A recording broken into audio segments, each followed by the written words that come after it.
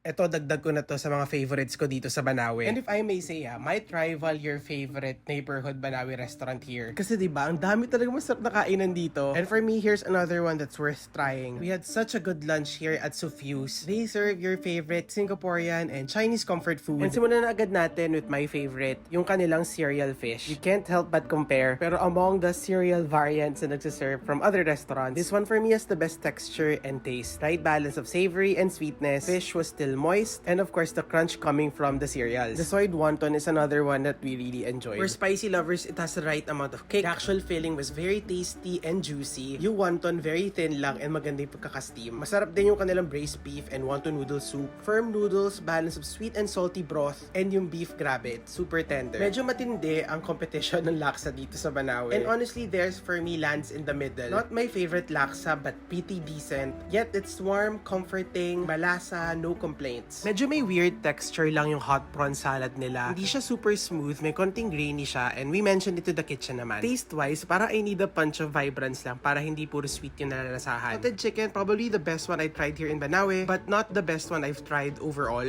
But this one we enjoyed pa rin since flavors are pretty balanced. We love both the Sufuse fried rice and the salted fish fried rice. Ang ganda ng quality ng rice nila and all seasoned perfectly and cooked perfectly. All proteins are best paired with the stir-fry vegetables with shrimp and cashew. In fairness sa pagkakaluto nito, snap pa talaga yung mismong vegetables. We also serve drinks pala from Chachago. Overall, we had such a good lunch here at Sufuse. For me, babalikan and something na mabilis i-reco sa inyo. Enjoy!